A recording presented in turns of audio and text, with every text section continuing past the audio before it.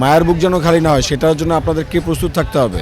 কোনোভাবে আমাদের বাইরে অসুস্থ হয়ে যায়, হাসিনা গেছে যেই পথে, তাহলে স্বাস্থ্য প্রতিষ্ঠানে যেতে হবে সেই পথে। আমি এই মুহূর্তে রয়েছি বরিশাল সেবাচিম হাসপাতালের মূল ভবনটি রয়েছে, সেই মূল ভবনের ঠিক মেইন ফটকে রয়েছি। এখানে কিন্তু প্রায় 28 ঘন্টা ধরে কিন্তু বরিশাল মডেল স্কুলের একজন শিক্ষার্থী এবং উদয়ন স্কুলের একজন শিক্ষার্থী কিন্তু আমরণ অনশনে বসেছেন সেবাচিম হাসপাতাল সহ দেশের সকল স্বাস্থ্যসেবা প্রতিষ্ঠান সংস্কারের জন্য। এখানে কিন্তু আমরা দেখতে পাচ্ছি যে রাতেও আসলে তাদের খোঁজ নিতে যে ছাত্রনেতা রয়েছেন মহিউদ্দিন রনি, তিনি এসেছিলেন এবং এখন আমরা দেখতে পাচ্ছি যে তিনি কিন্তু এই অনশনে বসা দুই শিক্ষার্থীর পাশেই রয়েছেন। আমরা কিছুক্ষণ আগেই বরিশালের যে সদর রোড রয়েছে সেখানে এই সেবাচিম হাসপাতাল সহ দেশের সকল স্বাস্থ্যসেবা প্রতিষ্ঠান সংস্কারের দাবিতে সেখানে সড়ক অবরোধ করে বিক্ষোভ করছে 3টি স্কুলের শিক্ষার্থীরা। পাশাপাশি নতুল্লাবাদে কিন্তু লাগাতার ব্লকেট কর্মসূচি চলছে। সেখানে ব্লকেট কর্মসূচির ফলে কিন্তু ঢাকা বরিশাল অর্থাৎ ঢাকা কুয়াকাটা মহাসড়কে কিন্তু যান চলাচল বন্ধ রয়েছে।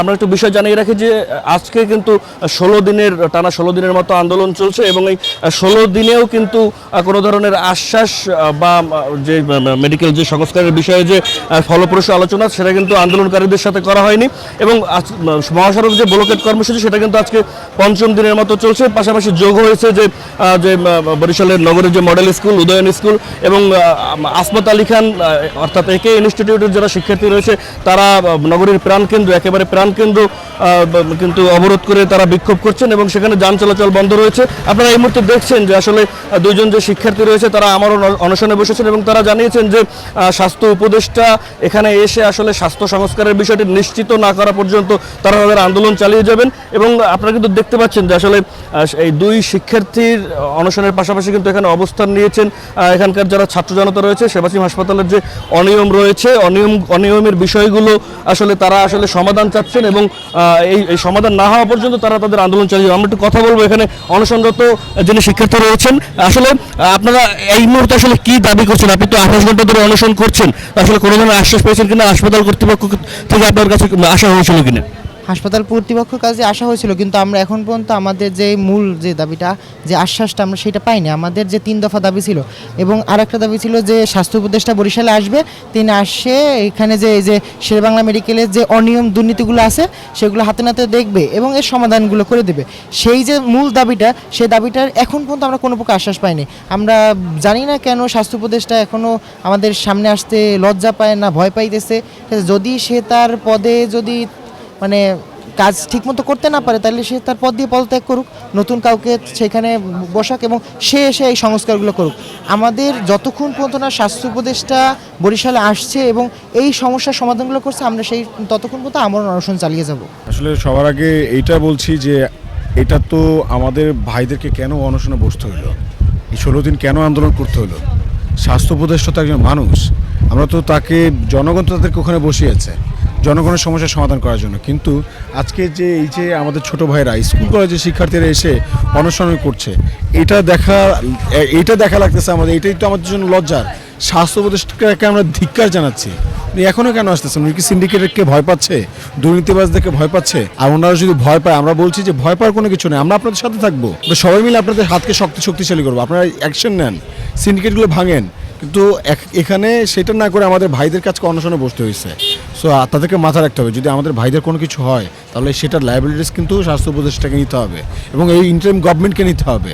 আমরা ইতিমধ্যে দেখেছি যে ইন্টারিম যে গভর্নমেন্ট, সেটা ওই যে ভোলাগঞ্জে সাদা পাথর, ঠিক আছে, 1 বছর ধরে হইলুট হয়ে গেল, তারা এখন পর্যন্ত 1 বছর পর্যন্ত জানি না কি হইতেছে। তার মানে এত কেয়ারলেস একটা ইন্টারিম গভর্নমেন্ট হইতে পারে? তাহলে এদের উপরে যে আমাদের স্বাস্থ্যখাত কী অবস্থা আছে এটা তো আপনারা নিজেরাই বুঝতে পারছেন। তাদের প্রতি আমাদের আসলে আমরা ভরসা করতে পারছি না। আপনাদেরকে এটুকু বলছি যে অতি দ্রুত আমাদের ভাইরা যাতে এখানে কষ্ট না করে, অতি দ্রুত স্বাস্থ্য উপদেষ্টা যেন বরিশালে আসে, সমস্যাগুলো সমাধান করার আশ্বাস দেয়। আমরা তাহলে ওদেরকে নিয়ে তাড়াতাড়ি করে বাসায় ফিরিয়ে দিতে চাই। মায়ের বুক যেন খালি না হয় সেটার জন্য আপনাদেরকে প্রস্তুত থাকতে হবে।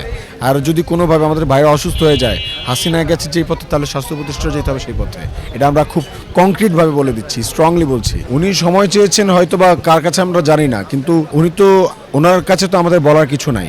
আমার দাবি শুধুমাত্র শেরেবাংলা মেডিকেল কলেজ হাসপাতাল না, এই শিক্ষার্থীরা ওরা যারা এখানে অনশন করছে ওরা বলছে শুধু শেরেবাংলা না, সারা বাংলাদেশের সকল সরকারি হাসপাতালের অব্যবস্থাপনা দূর করে এবং স্বাস্থ্য খাত সংস্কার করার জন্য 3 দফা দাবিতে অনশনে বসেছে। তো এখন শেরেবাংলার পরিচালকের কাছে তো পুরো বাংলাদেশের সমস্যার সমাধান করার এখতিয়ার নাই, তার কাছে কিছু নেই, সে অপারগ, আগে প্রকাশ করেছে।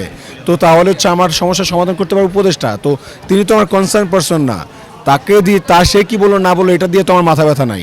আমাদের মাথা ব্যথা হচ্ছে আমাদের ছোট ভাইরা অনশন কেন করছে, এটা স্বাস্থ্য উপদেষ্টাকে এখন জবাব দিতে হবে। মহিউদ্দিন রনি বলছিলেন যে আসলে এদের আসলে অনশনে বসারই আসলে কোনো কথা ছিল না, কারণ স্বাস্থ্য উপদেষ্টা যদি প্রথম থেকেই বিষয়টি তিনি গুরুত্ব দিতেন তাহলে এই শিক্ষার্থীদের কিন্তু আসলে অনশনে বসতে হতো না। একটি বিষয় জানিয়ে রেখেছে, গতকালকে সংবাদ সম্মেলন করেছিলেন বরিশাল শেরেবাংলা মেডিকেল কলেজ হাসপাতালের পরিচালক। তিনি আমাদেরকে জানিয়েছেন যে আসলে সংস্কারটি একটি চলতি প্রক্রিয়া, সেটা করতে এবং কিন্তু এক থেকে কিন্তু 3 মাস সময়ের প্রয়োজন এবং সেই সময়টা যদি দেওয়া হয় তার মধ্যে কিন্তু তিনি দৃশ্যমান আসলে সংস্কার দেখাবেন বলে আমাদেরকে জানিয়েছেন।